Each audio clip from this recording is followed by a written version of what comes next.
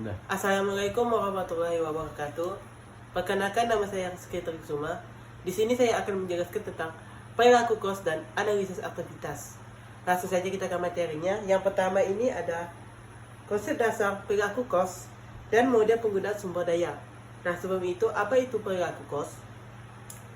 Perilaku kos ini adalah suatu istilah umum untuk menggambarkan apakah suatu kos jumlahnya tetap atau berubah dalam kaitannya dengan perubahan tingkat aktivitas atau volume. Nah, jika suatu kos tersebut berkurang, maka disebut dengan kos tetap. Jika kos itu berubah sejalan dengan aktivitas perusahaan, maka kos tersebut disebut dengan kos variabel. Nah, jika kos tersebut mencerminkan dua kos tersebut atau disebut dengan mencerminkan kedua kos tersebut, maka disebut dengan kos campuran. Nah, selanjutnya ini ada kapasitas aktivitas. Nah, kapasitas aktivitas ini adalah kemampuan untuk melaksanakan aktivitas.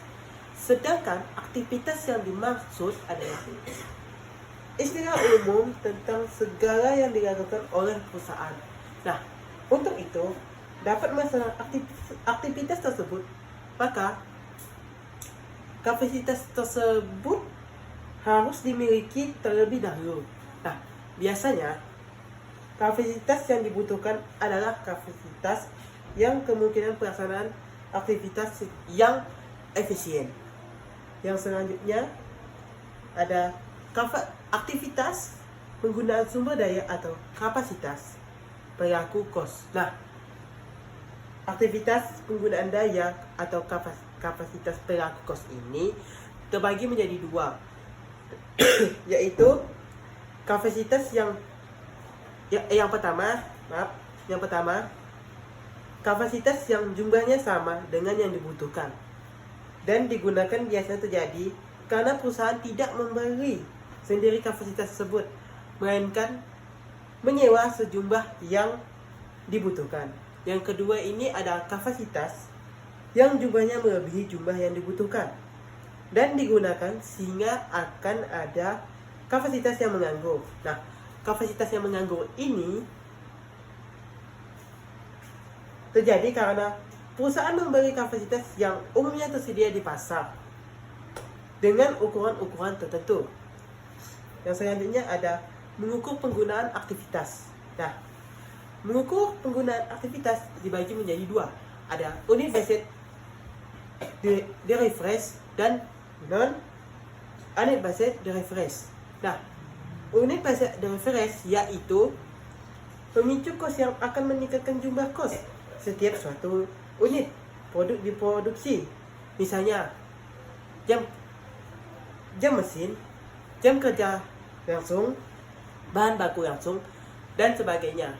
Yang kedua ada non-unit based de refresh, yaitu faktor yang meningkatkan jumlah kos selain perubahan dalam unit. Misalnya jumlah batch, jumlah stok, jam impact, dan sebagainya.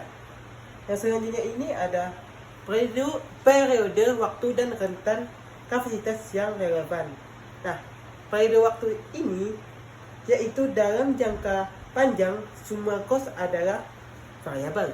Nah, sedangkan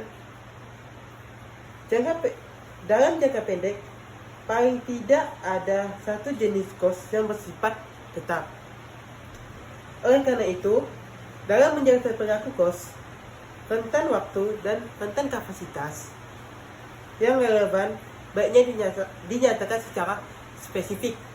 Yang berikutnya ada rentan kapasitas yang relevan. Nah, rentan kapasitas relevan ini adalah batas-batas volume atau kapasitas kegiatan saat kos tetap tidak beraksi, tidak berubah atas perubahan volume kegiatan dan kos variabel rata-rata per unit tidak berubah.